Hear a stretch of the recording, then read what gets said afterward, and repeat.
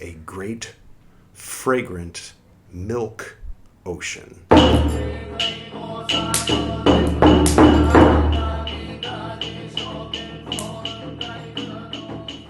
Welcome back.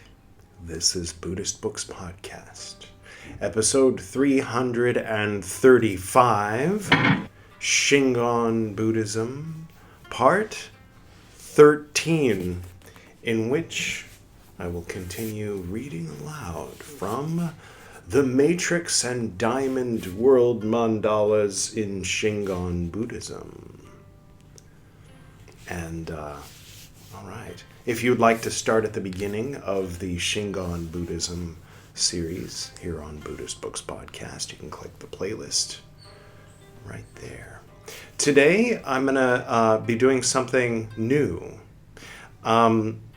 Several times, the author has made reference to the Vajrayana Sutra, and so I picked up a copy. This is translated by Shikyo Yamamoto, and so I would assume, I think there's some Tibetan, there's some Tibetan here. It shows the original Sanskrit, the Tibetan. I mean, it looks like Tibetan. Maybe this is like some kind of very old Japanese. Obviously, I have no idea. This is actually probably the second time I've even opened the book.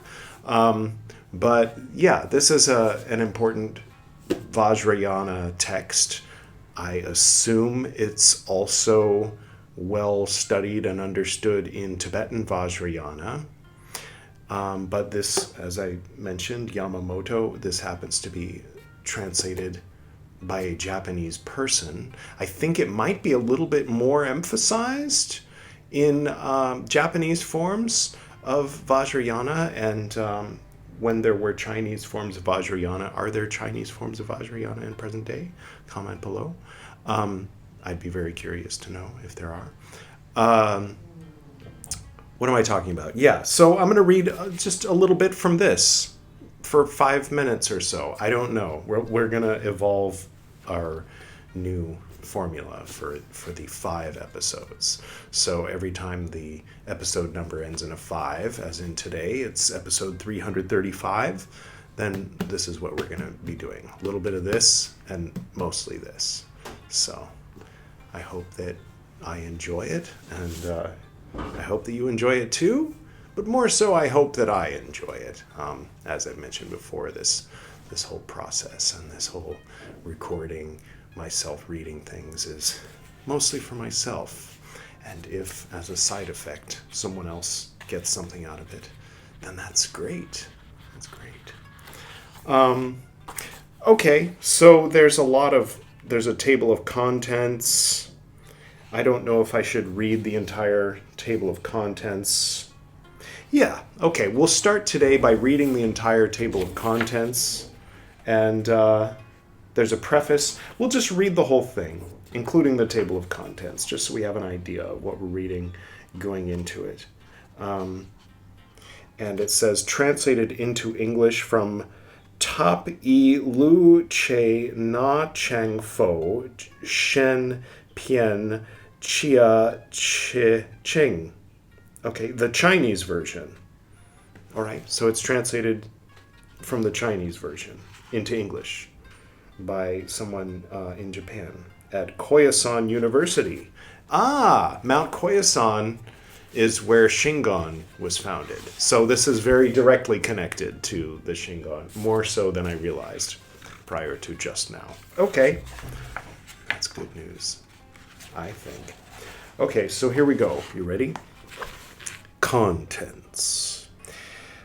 Scroll number 1, chapter 1. Performing the deed of mantra and dwelling in the mind of Bodhi, parentheses, enlightenment, end parentheses.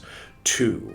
Accessories and mantras necessary to approach the mandala. Scroll number 2. And then chapter 2 continued. Okay. So there's scrolls, and sometimes the chapters end like for fans of The Expanse, how book 1 ends in the middle of season 2. Sort of like that. Or something like that. Anyway, okay, scroll to chapter 3, The Cessation of Hindrances. Sounds nice. Chapter 4, The Depository of Common Mantras.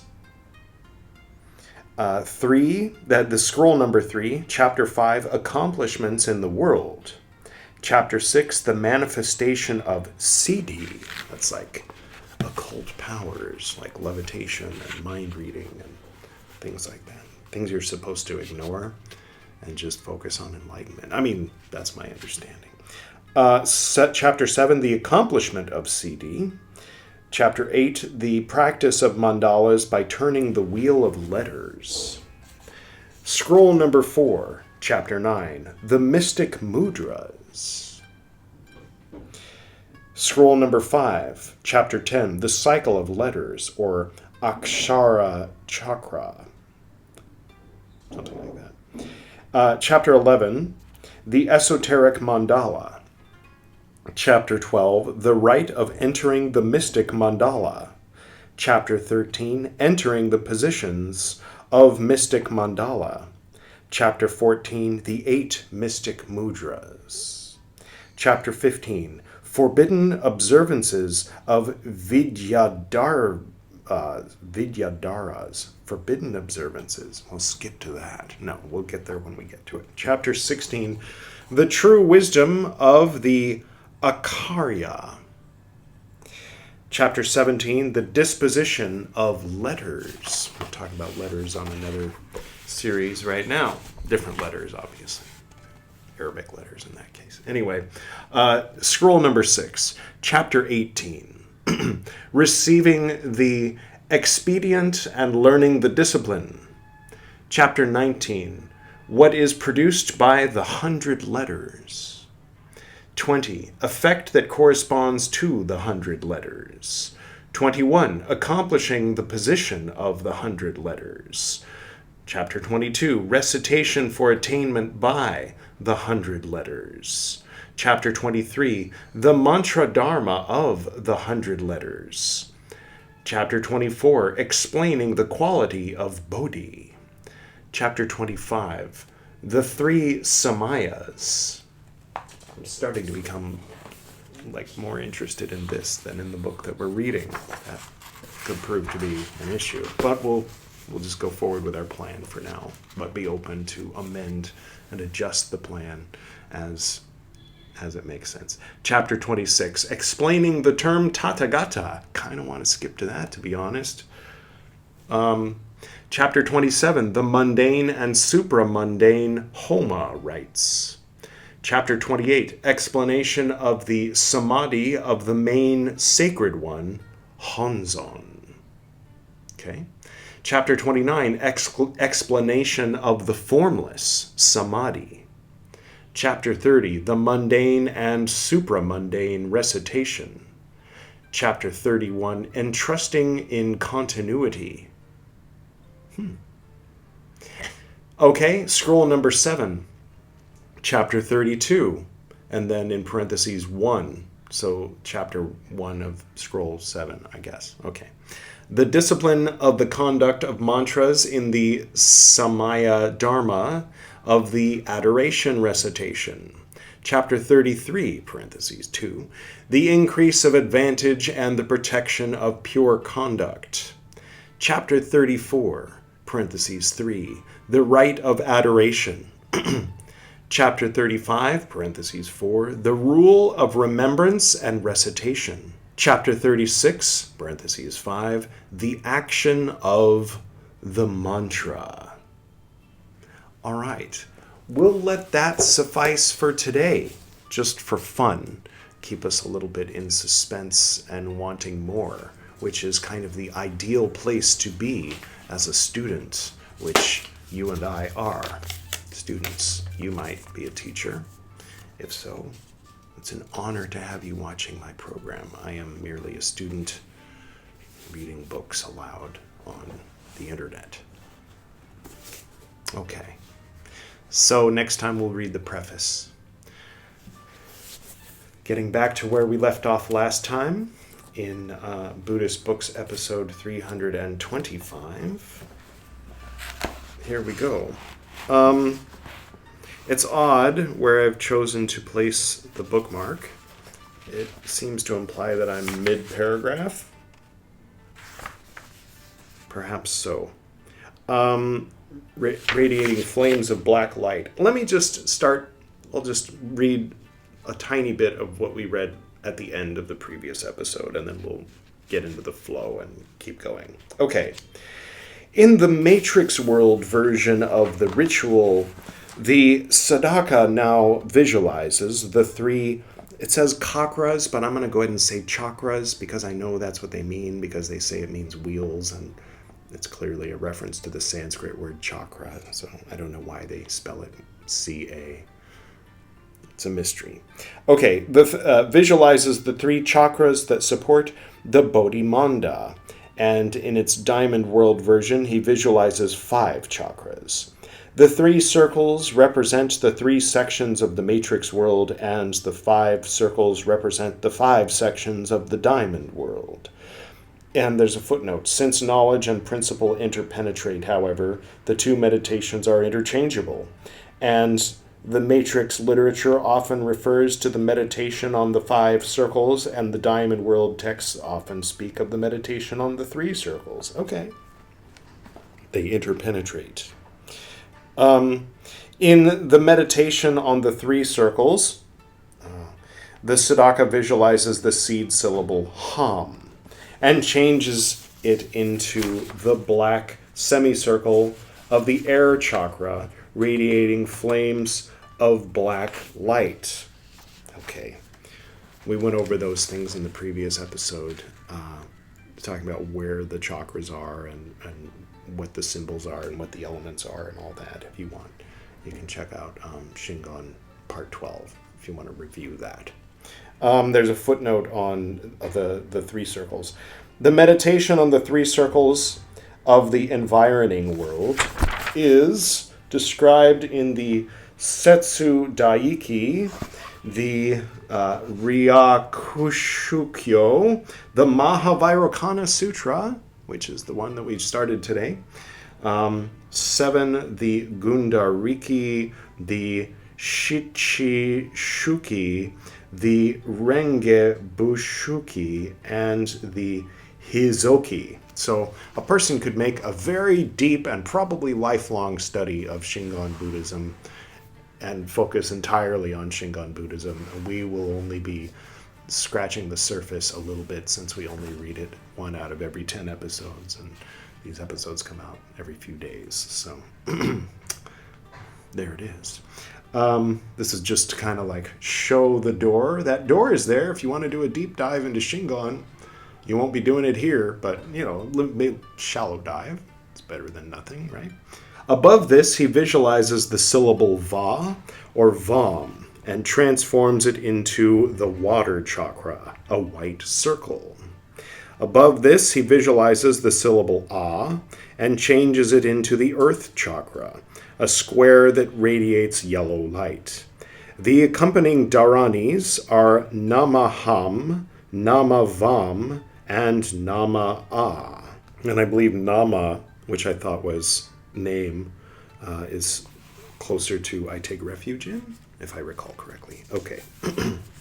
The meditation on the 5 chakras is similar to the meditation on the 5 chakras and the meditation of the body composed of the 5 elements described above, but in the reverse order. Yeah, I thought it was odd having earth on top, but it makes sense. Okay, the Sadhaka first visualizes the syllable ka, which changes into the space chakra, a multicolored jewel. Above this, he visualizes the symbol ha, which changes into the air chakra in the form of a black semicircle. Above this, he visualizes the syllable ra, which changes into the fire chakra, a red triangle. Then the syllable va, changing into a white circle, the chakra of the element water. And finally, in the top position, he visualizes the symbol a, which changes into a yellow square, the earth chakra. So we went over all these with the symbol of the syllable on the screen alongside the symbol of the element, the yellow square, and so on, which we depicted as a cube. And again, those are all, if I recall correctly, in episode 12 of Shingon Buddhism. I will not be doing that today because that makes the editing process take a very long time. And we already did that yesterday. So if you want, check out that and make notes and help drill it in, because I know how this is kind of a lot, going very quickly. But if you want an easier to comprehend and easier to absorb presentation of these ideas, symbols, and seed syllables, and so on, then that's where it is. It's a nice breeze today. I'm distracted by the trees swaying around. Anyway, okay. Next, the Siddhaka visualizes the great ocean that lies above the earth chakra and surrounds Mount Sumeru. Footnote, according to the Diamond World ritual followed in the Samboin branch of the Tomitsu. Okay. The Siddhaka visualizes the seed syllable Vam, or V, V-I, and changes it into the Great Fragrant Milk Ocean. Great Fragrant Milk Ocean is in quotes. Just take a moment to visualize a great fragrant milk ocean. And that recalls to mind from Dogen. I don't know where Dogen got it, but the whole universe in 10 directions is one bright pearl. A great fragrant milk ocean. Okay, I'll keep reading. Vam and V are seed syllables of the great ocean. Vam being the syllable of water, and V being the first syllable of the Sanskrit word Vimalodadi, pure curd. That's yogurt. Some folks might think of curds and whey, but it took me a little while to get used to when I moved to India that here they call yogurt curd. So someone would say, "Do you want curd?" And I'd say, No, thank you. And they'd say, "Would you like some yogurt?" And I said, "Please, I'd love some yogurt, thank you." It's the same thing. Okay, continuing. Pure curd, which is the name of the milk ocean. The visualization of the seed syllable is accompanied by a mudra formed by holding the two hands in the inner bonds hand clasp. Figure 22. Let me make sure that I can put that up on the screen while Editor Edward puts it up on the screen. Ah, there it is. Okay. Yeah, he can put it up on the screen. He just haven't taken a picture of that one yet. But from your perspective, we have. From my perspective, that's in my future. Continuing. With palms turned upwards. The two thumbs are pressed together. The mudra is rotated to the left and right. The book is very heavy, so I was being lazy and resting it on my leg, but I feel like, does that work? Do you mind if I do that? I hope not. The mudra is rotated to the left and right. The thumbs represent the enclosing iron mountains. The two palms are the great oceans. The crossed fingers within the palms are the 7 golden mountains. Parentheses, the left little finger being concealed beneath the right little finger so that only 7 fingers are showing. End parentheses. Another interpretation says that the thumbs represent Mount Sumeru. The other 8 fingers are the 7 golden mountains and the iron enclosing mountains, and the spaces between the fingers are the 8 oceans. Some of you might remember, here's the church, here's the steeple, open the door, and there's all the people. If you know, you know. All right, never mind. I'll just keep reading. A third interpretation says that the palms are the great ocean, the forks of the 8 fingers are its waves, and the rotation of the seal from left to right is the rolling of the waves. Okay. The dharani that accompanies this mudra is Om Vimalodadi Hum. The syllable hum here means able to give birth. Okay? So the mantra refers to the, quote, ocean of pure curd that is able to give birth, end quote, to all things. I think some people might call that Ein Sof Or, the ocean of pure curd that is able to give birth to all things. Nice. Next, above the great ocean, the Sadaka visualizes the golden turtle. Nice. The turtle symbolizes the innate Buddha nature. That is, the pure bodhicitta. In the same way that the turtle moves freely, both in the water and on the land, the bodhicitta is completely free in both samsara and nirvana. The Buddha nature is the, quote, essence of the self-enlightenment of the Dharma body, end quote. And the Dharma body abides in, quote, eternal serenity, end quote. That is nirvana. But because of its great compassion, it freely comes into and goes out of samsara to aid beings, just as the turtle freely moves from land to water and back again. Okay, yeah, I think some people have a misnomer that the bodhisattva, delays the attainment of nirvana until all beings can attain it. But I like the way it's illustrated here, that no, they attain it, and then they come back again, rather than just hanging out there all the time, being stuck at serenity of beingness, some might say. By some, I mean Scientologists. Never mind. Don't worry about that. Okay, where were we? The turtle is golden because gold represents the untarnishable Buddha nature. The turtle's longevity recalls the timelessness of the Buddha nature of original awakening. The Sadaka visualizes the syllable pra, the seed syllable of the golden turtle, and changes it into the golden turtle while he holds his hands in the inner bonds clasp with the palms facing upwards. If you're interested, the inner bonds clasp is called Naibaku Gassho. I'm sure I'm mispronouncing that. The index fingers extended and pointing out from the body and the tips pressed together. He holds this mantra in front of the navel, and as he recites the dharani, moves his thumbs backwards and forwards.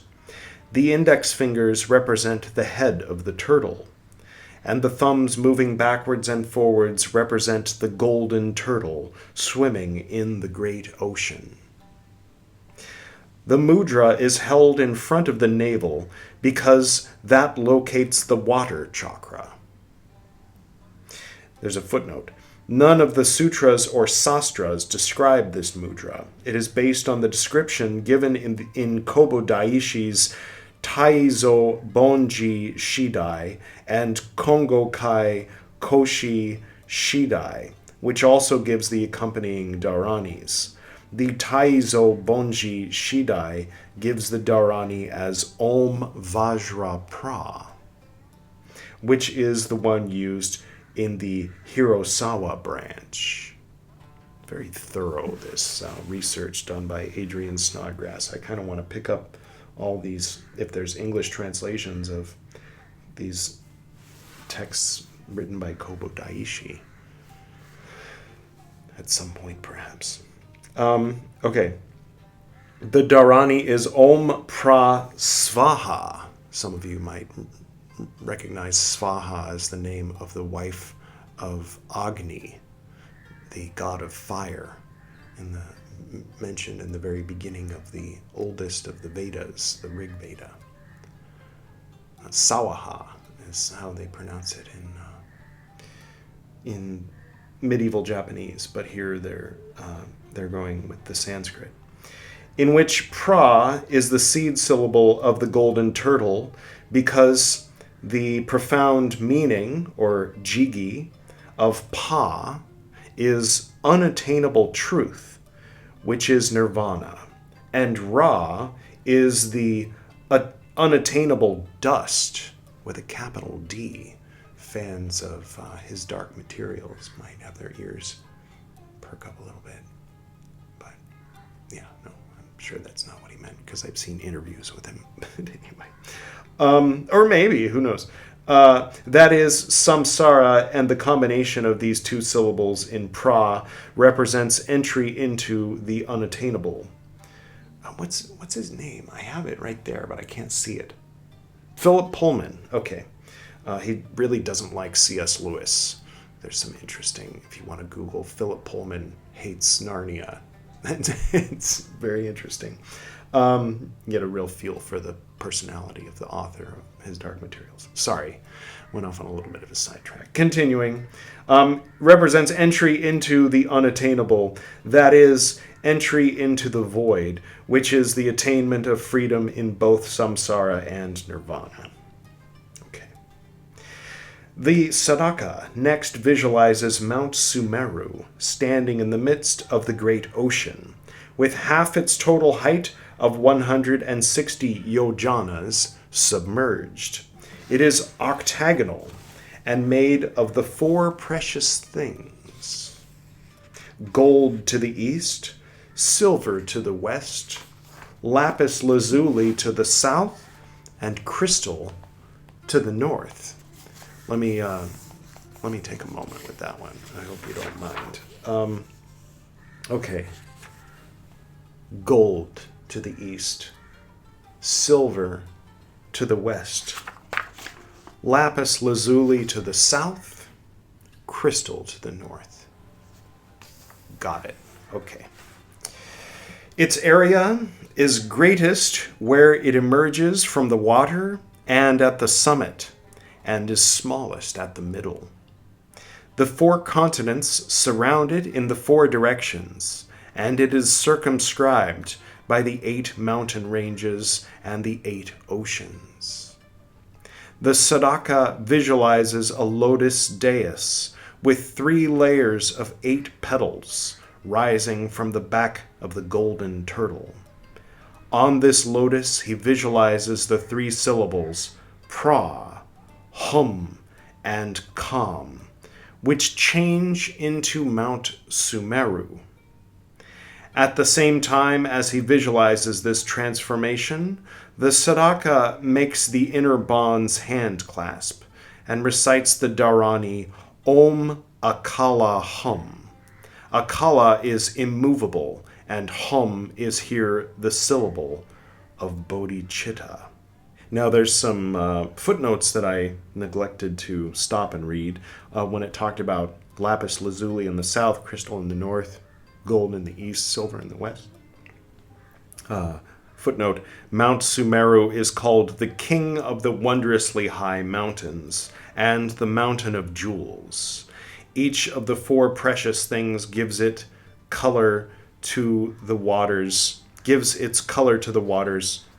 the side of the ocean it faces. I feel like there were 5 precious things, and then it only named 4, and now it's saying 4. No, it's 4 precious things. Did I say 5 precious things? If I said 5, maybe I just did a Mandela effect universe hopping in between just in the past paragraph. Perhaps not. Okay, and then the Sadaka makes his inner bonds hand clasp. There's a footnote. This mudra has variations in one tradition that the 2 thumbs should be erect and together. The Ruinki says that the thumbs are turned into the palms and the 2 index fingers are erect and together. The Kongo Doshi Joju Giki says that the index fingers are concealed and bent so that they touch. This is the moon circle seal. The moon circle seal represents the firm and immovable bodhicitta. And then there's 2 illustrations. One of them is figure 22, which was the inner bonds hand clasp that we saw earlier. The other one figure 21, I think, relates to that visualization of the 5 elements in their reversed order from when they were on the body. And, okay, yeah, placed one another with space at the bottom and the earth at the top. Then it said figure 21, but I ignored it for some reason, and that looks like this. And that's very interesting. And I'll make that the right side of today's thumbnail. So this is what today's thumbnail looks like. And, wow. That was a lot. I feel like I could go on, but I feel like that's plenty. I feel like rather than... Because there's a new section. We just finished section 4, or chapter 4, or something. There's, the numbers within numbers. We started with 111, and then whatnot. So the next section is section 5, the meditation on the body composed of the 5 forms. We will start that section next time in Buddhist Books episode 345. And hopefully it won't take quite as long. We had to take a little break in the past month. So if it feels like it's been longer than usual since the previous Shingon Buddhism episode, you're correct. And I'm pretty sure I can safely say that it will be less time between now and the next one, in which we'll begin reading that. And I think that today was a lot. And if you're interested, I know I will probably listen to this episode at least 2 or 3 times, because there was a lot there, and I might make a note of the text that I want to find English translations of for at some point in the future, when we, in the 2030s, finish this book and want to move on to maybe something a little more like a source text of Shingon Buddhism. This isn't exactly a source text, but it's a very thoroughly researched overview of the teachings, with going over in this form of Shingon it's like that, and in that form of Shingon it's like this, and a lot of it's going over my head, which is one of the reasons why it's good for me to record it so that I can revisit it later, so that eventually after the 5th or 7th time revisiting these things, some of it will start to sink in and fit together with other things, and that's always nice. I hope that you enjoyed today's episode, and I will go ahead and do the usual closing. To the north and to the south, to the east and to the west, to the spirits of light among us and to the spirits below, we send out our reverent love and compassion. May all beings be happy. May all beings be serene. May all beings be in peace.